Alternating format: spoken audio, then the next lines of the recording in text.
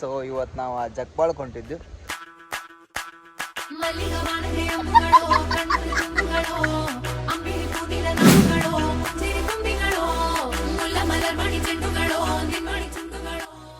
ಇದು ನಾವು ಅಲ್ಲಿಂದ ಬರೋದ ಇವು ಇಲ್ಲಿ ಮಕ್ಕೋದಿಲ್ಲ.